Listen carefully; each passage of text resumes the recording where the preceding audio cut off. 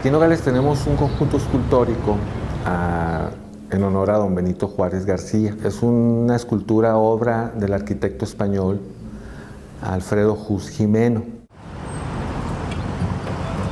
La escultura consta de 2 piezas, que una es obviamente don Benito Juárez y la otra es un desnudo que representa al pueblo de México, que con una lanza está dando muerte a un ave que es mitad águila imperial y mitad murciélago.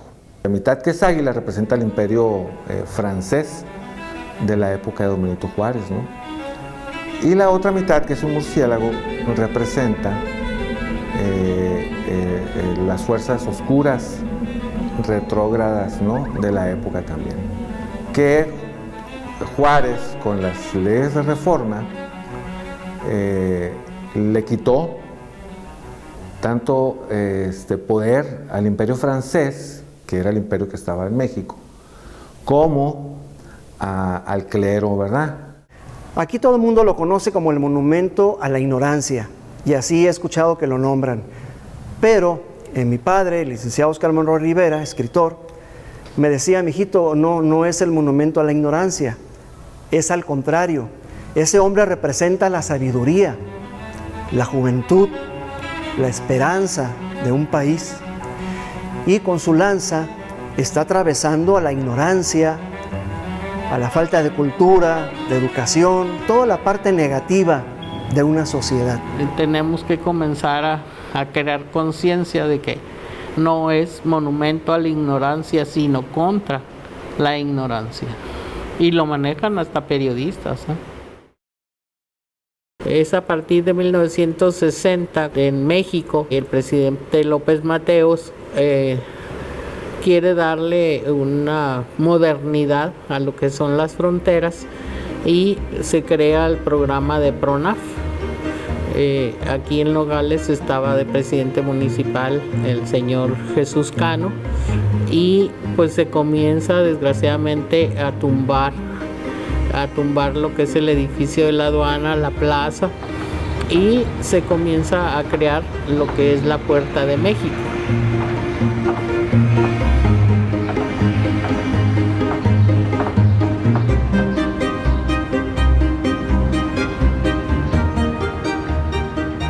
Y también surge la idea, pues, de hacer un monumento en base a las ideas del grupo de masones.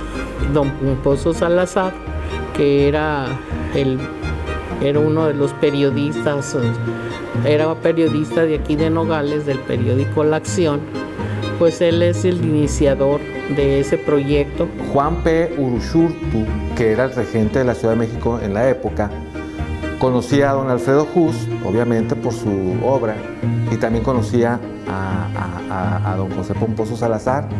Entonces, esa fue la forma en la que don Pomposo conectó a don Alfredo Juz, le propuso el proyecto y don Alfredo Juz accedió.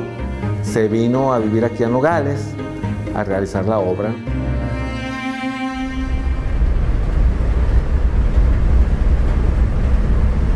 Don Alfredo Juz Gimeno llegó aquí a México durante la Guerra Civil Española. Fue uno de los tantos refugiados aquí en México, ¿no? Desembarca en Veracruz y de ahí se traslada a la Ciudad de México, ¿no?, donde hace diversa obra, ¿no? No nomás en la Ciudad de México, también en Sudamérica, en Cuba, en otros países también tiene obra, ¿no?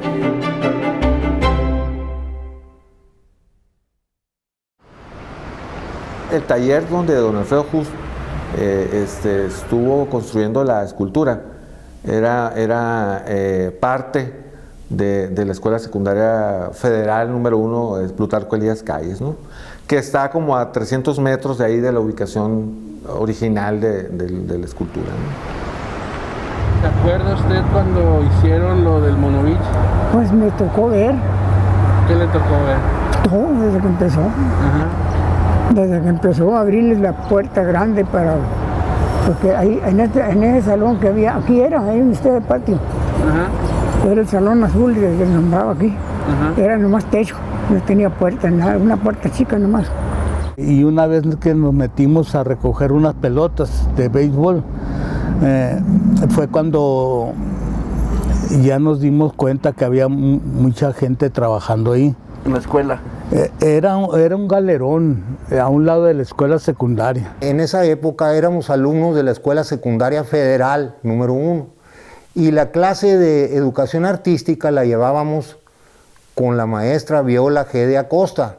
Nos permitió el señor Alfredo Just entrar a su taller, nos llevó a un recorrido por su espacio de trabajo, inclusive nos regaló un pedazo de barro, un barro de muy alta calidad, traído del estado de Oaxaca. Era un barro amarillento, con mucha plasticidad, haga de cuenta como plastilina, que él utilizaba para elaborar los bocetos. Igual como un arquitecto hace una maqueta, un modelo a escala pequeño de una obra mayor, de un proyecto grande, primero hace una maquetita. Bueno, pues en escultura también es el mismo proceso. Una vez elaborado el boceto, viene la fabricación de la figura en sí, pero por sus dimensiones no fue hecha en una sola figura, sino que fue hecha en secciones.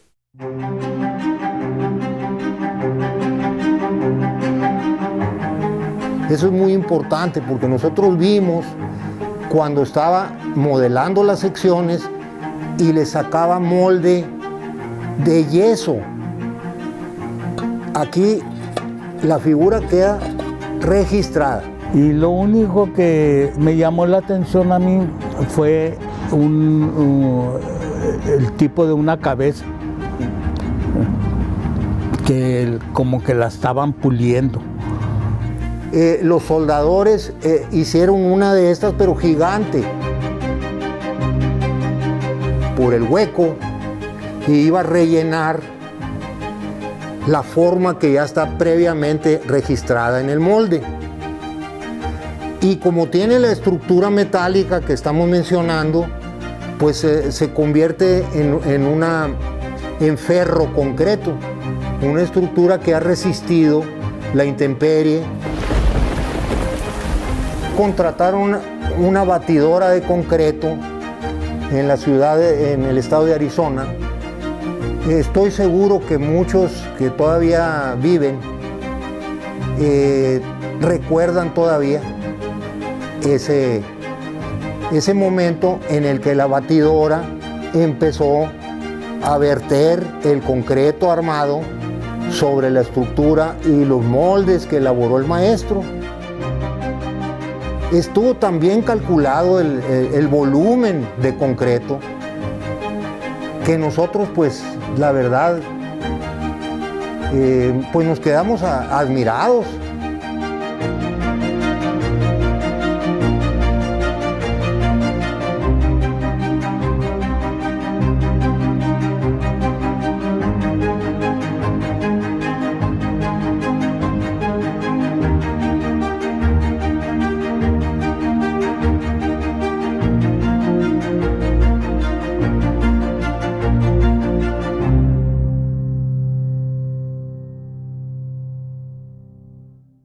Llegó ahí un señor que después supe que era Pomposo Salazar, pero yo lo miraba ahí y ya después entre ellos risa y risa, riéndose. Ahí fue la primera vez que oí el mono Vichy, porque él llegó diciendo, a ver cómo va el mono Vichy. Ya terminé, le dice al grupo que lo había traído, le dice, ya terminé, y sacan a Benito Juárez entero, con unas grúas que trajeron de Tucson. Cuando empiezan a sacarlo, estaban todos los medios de comunicación de Arizona y Sonora, estaba todo el pueblo de Sonora, y cuando va sacando al mono Vichy, en dos partes, de la cintura para abajo primero, y con el monstruo pegado, las hermanitas de la vela perpetua, el clero y los grupos conservadores se indignan. Una grúa lo agarra y lo trae desde la escuela secundaria. La comisión quitó los cables de luz para traerlo por todo el Obregón. El pedestal ya estaba hecho.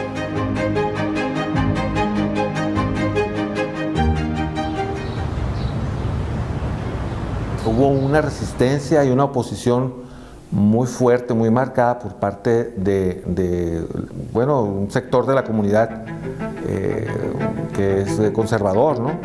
Que era liderado este grupo por un sacerdote de aquí en Nogales, el padre Nacho. Pomposo Salazar con su periódico La Acción, y por el otro lado El Mundo de Alejandro Palacios, pero ahí escribía el padre Ignacio de la Torre. El padre Nacho pedía que le pusieran calzones y Pomposo no estaba de acuerdo.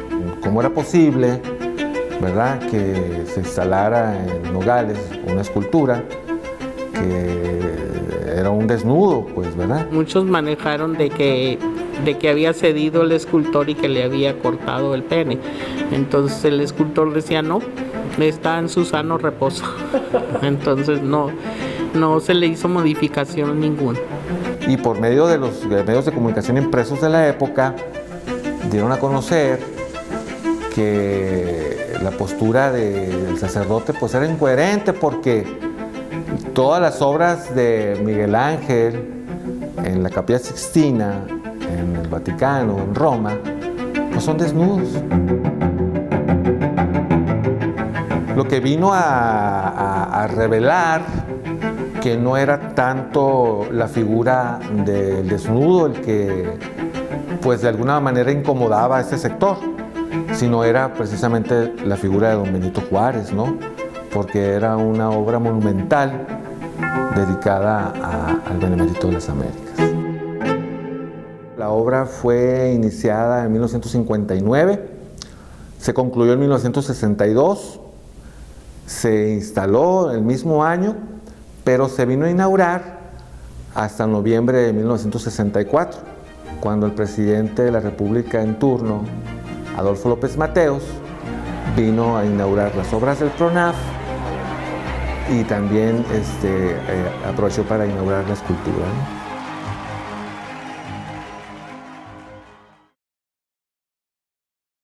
Pomposo le gustaba mucho los jardines, y alrededor había mucho jardín, mucha rosal. Era muy bonito aquello. Venía un trienio, venía el otro, lo cambiaba, le cambió el adoquín, le tumbó los árboles. Y lo han pintado de dorado, lo han pintado de plateado, lo han pintado igual de su color bronce.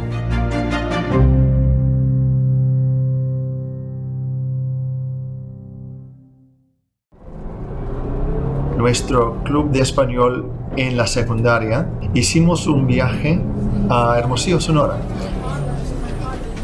Me acuerdo, nuestro camión pasó por Nogales. Ver este monumento tan impresionante que es el Monovici. Jamás había visto algo tan impresionante en esta etapa de mi vida.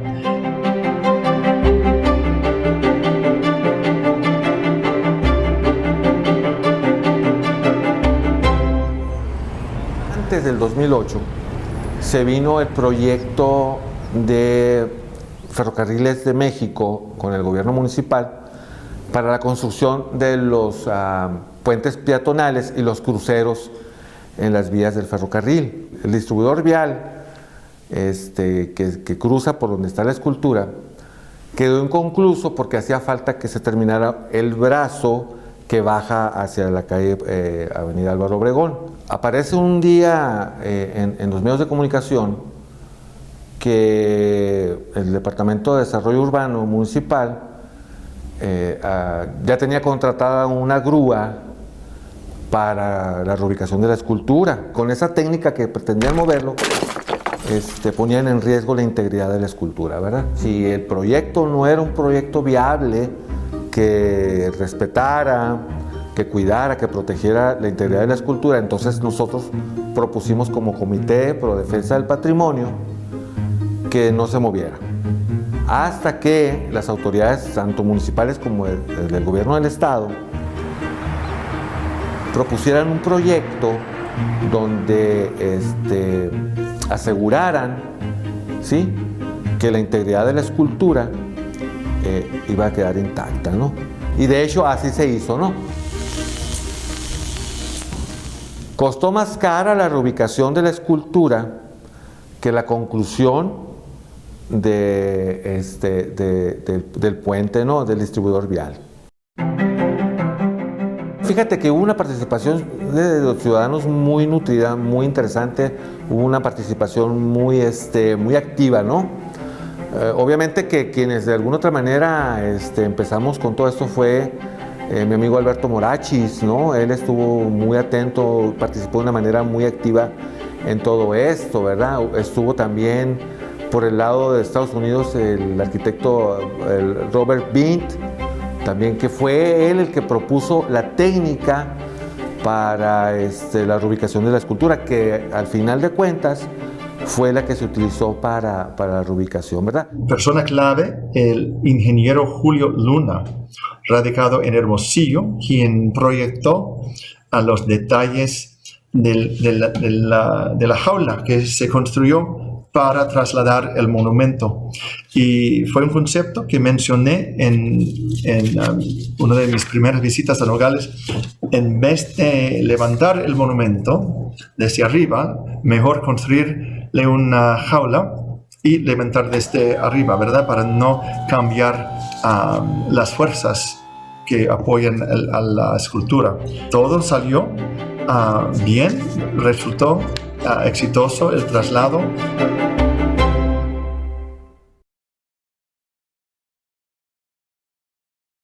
Dentro del proceso de reubicación, nosotros nos dimos cuenta pues que la escultura, a pesar de que ya tenía casi 50 años instalada ahí, no contaba con un registro de patrimonio de los nogalenses, ¿no? Y así es, así fue, quedó registrada aquí ante Cabildo como patrimonio artístico y cultural de los nogalenses. El desnudo más grande, el desnudo masculino más grande, es el David de Miguel Ángel, que está en Italia. El desnudo que tenemos aquí en Nogales mide 14 metros de alto, ¿no?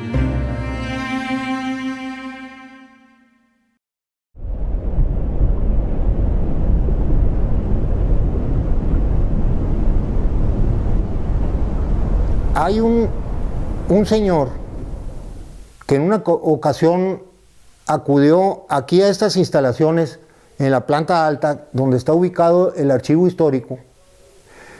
Ese señor que fue a visitar hace algunos años ese archivo fue nada más y nada menos que el modelo que utilizó el escultor Alfredo Just para el modelo físico, ¿verdad?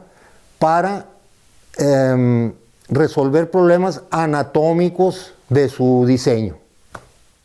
Pues mira, en cuanto al modelo para la escultura del desnudo, hay algunos mitos ahí, ¿verdad? A ciencia cierta no se sabe quién fue el que posó para el escultor, ¿no? Hay una versión también, pues, ¿no? Del cuerpo que bueno, es un cuerpo marcado, ¿verdad? De un hombre joven, y se menciona, ¿verdad? Que un señor de apellido Quiroz, de aquí de la Héroes, si no estoy muy equivocado, sirvió también como modelo para el escultor. Ese señor en su juventud fue deportista, fue boxeador, por lo tanto tenía una constitución atlética, una fisonomía atlética, de musculatura desarrollada. Surge la leyenda de un joven que practicaba el box a espaldas de la escuela en un improvisado gimnasio. El rostro igualito, el rostro de este personaje es un indio norteño, una persona del norte del país. Hasta ahorita ya no volvimos a saber de él, y eso fue hace algunos años. Ya era de edad avanzada. Platicó con el personal del archivo y se fue.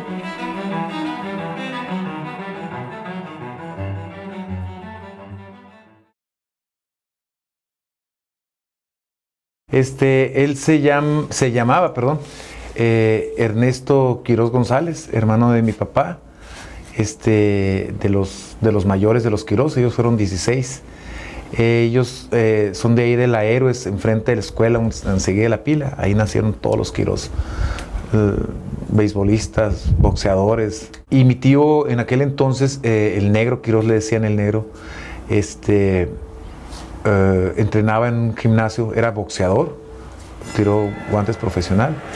Y donde está Novedades Inn, ahí abajo había un gimnasio grande con ring y todo, y ahí entrenaba el señor Jost Alfred. Cuando llegó a Nogales fue a buscar modelos y de ahí escogió a 3 personas, y de esas 3 personas ya cuando los tuvo cerca y todo, el entrenador los llamó, los bajó del ring y dijo: a ver, pónganse ahí. Y ya el señor Alfred fue el que eligió a mi tío.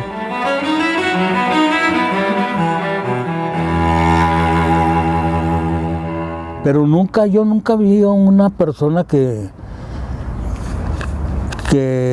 ¿cómo se llama? Que estuviera modelando. Nunca. ¿Y había una persona que le sirvió de modelo? No es cierto eso. No. El puro dibujo que tenían ahí, la forma como quedó así como lo ve ahí hecho, así se veía ahí, como retrato, pero era pintura.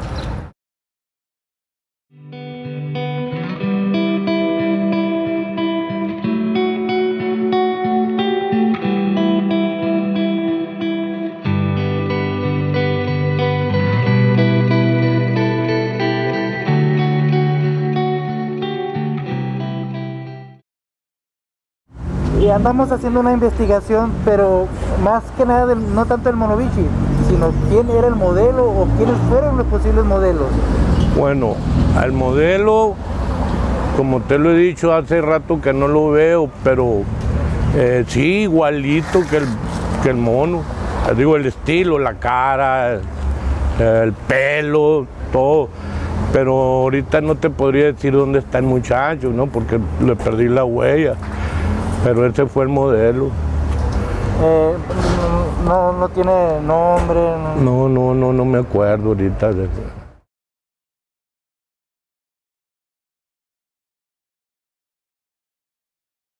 Del Monovici. Sí, andamos preguntando sobre el modelo del Monovici. Sobre el modelo, sí. ¿Qué me puede platicar sobre eso? Ajá.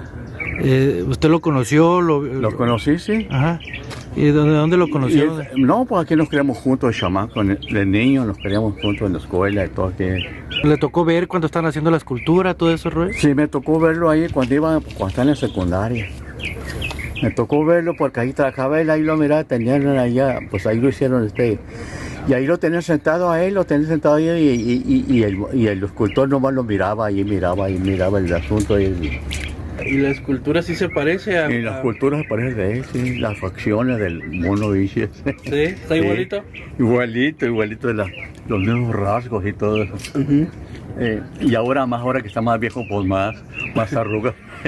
Oye, según había otra persona que era el modelo. No, que yo supe no. Entonces, ¿cómo se llama el modelo, oiga? El modelo, sí. Marcelo Anaya.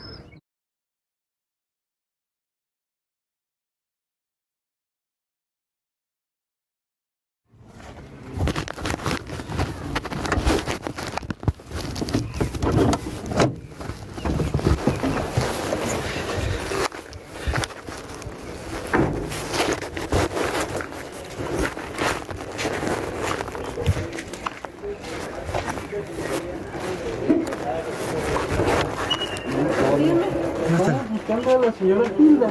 No se encuentra. ¿No está? No. ¿A qué hora la encuentro ya? Está en Hermosillo.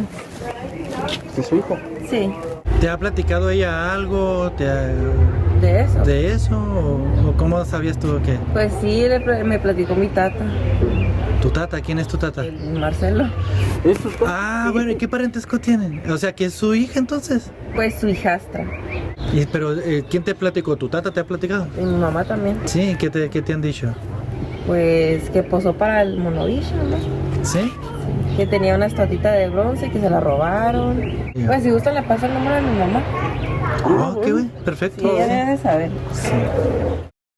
Lo que pasa es que estamos averiguando el tema de, estamos haciendo una nota, un reportaje acerca del Monovichi. Sí. Y preguntando así con la gente, nos comentaron que usted tiene conocimiento de una persona que sirvió de modelo al escultor. Sí. Creo que se llama Marcelo. Marcelo sí. Amaya. Anaya. Ajá. Oye, ¿Quién me mandó conmigo? Me mandó el señor Chalillo. Ah, ok, Chalillo, sí. Sí, ellos son muy amigos. Oiga, pues me comentaron y fuimos a su casa, la estuvimos buscando varios días. Y ahorita platicamos con su hija Elisa. Sí. Y ella nos pasó el teléfono para preguntarle a usted sobre el señor Marcelo. Oiga, ¿y qué le contaba el señor Marcelo? Que sí modeló para el señor Alfredo. Sí. Sí, él te platica bien la historia, quiénes fueron los escultores, con quién trabajó, los días que trabajó. Todo platica él.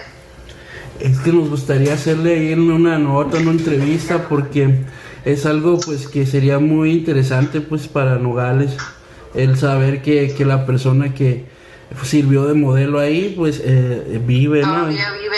Ajá. Tenemos un primo. Sí. Que ahí está con él. Entonces, déjame hablarle a este amigo porque él tiene que bajar para la ciudad. Ajá. Me dijo que nosotros podemos ir, no necesariamente que él se mueva, que nosotros vayamos para allá donde él está. Y de verdad que sí, ojalá que sí quisiera platicar con nosotros el señor Marcelo, porque verá cómo lo hemos estado buscando.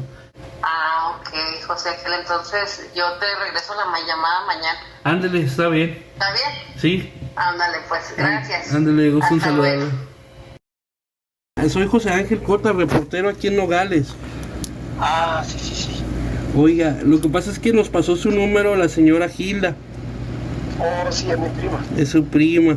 Lo que pasa es que queremos entrevistar al señor Marcelo. Ya ve que él es el que fue modelo para el monumento del Monovichi. Sí, señor. Oiga, pero ¿usted dónde me dice que vive? Nosotros vivimos acá en el Cerro Prieto. ¿Para dónde queda? Para acá, para el lado del Sari.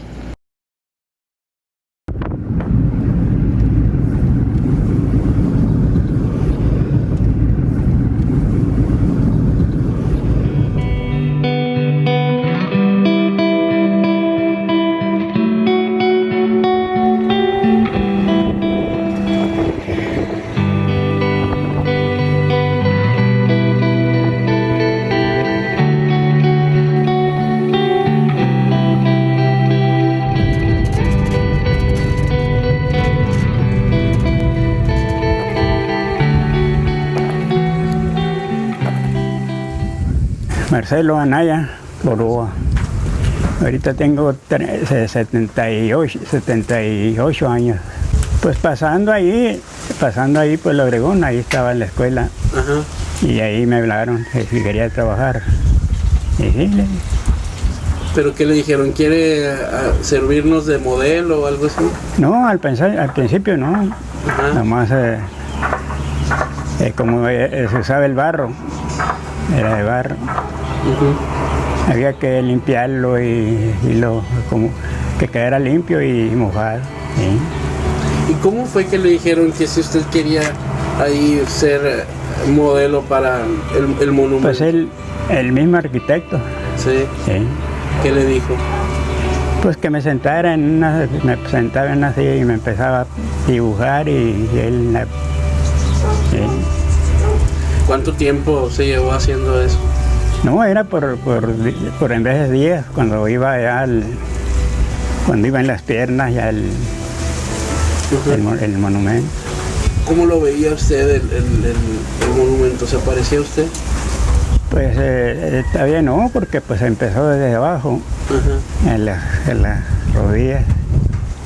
De las canillas que dicen. Y así se fue yendo desde abajo, hasta que no llegó a la cara. ¿Sí? ¿Y su cara es igual a la del monumento? Pues él me la dibujó y... quién sabe. Sí. Pues yo nomás me ponía allí a dibujarme y él después sacaba el molde, iba sacando el molde despacio. Pues desde que entré, pues me tenía confianza. ¿Cómo era el señor? Pues era serio y en veces él cantaba canciones como era Sangre Española. ¿Y hubo alguien más, por ejemplo, del gobierno que le haya dado a usted algún reconocimiento por haber participado ahí? No, el gobernador venía muy seguido y no, a nosotros no. Nada. No, nada. ¿Hubo otros modelos?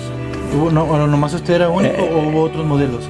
Podía ser que habló una vez que él también había sido, pero nunca se supo que era. Era una persona, un boxeador, decía. No fue cierto. No. Entonces nomás había un modelo. ¿Era uno el que estaba ahí? ¿Era usted el...? Pues según yo pasé todo hasta que se terminó. Sí. Hasta que ya se terminó.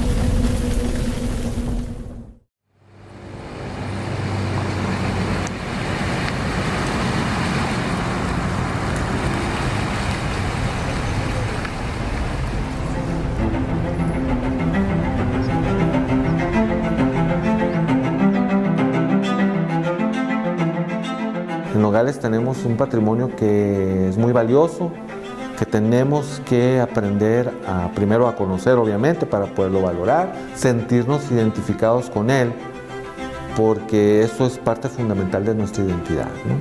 La cultura, el paisaje, no reconoce la frontera, es una invasión artificial esa frontera, culturalmente, geográficamente, vivimos en un solo mundo. Entonces el monumento ha sido testigo, ¿verdad?, del desarrollo que como comunidad hemos tenido, ¿verdad? Pues hemos visto que es una ciudad que resiste también las pruebas del tiempo, igual que el monumento en cuestión. Son testigos fieles y testigos silenciosos de todos estos cambios que se están dando y se darán, porque la vida en un país es efervescente y todos los días se está formando y se está cambiando.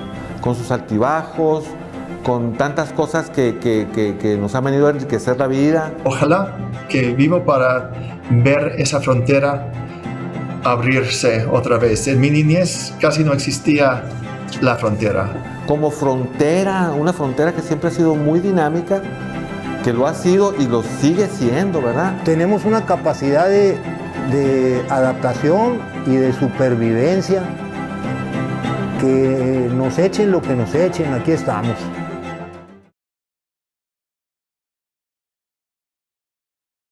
¿Qué les dice usted a los nogalenses acerca de que cuiden la estatua esa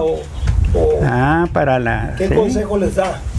Pues que sí, que es un monumento que vale para la gente, para la juventud. Que lo cuiden. Que lo cuiden y lo respeten. Es un monumento muy, muy importante, no solo para los nogalenses, sino también para el país.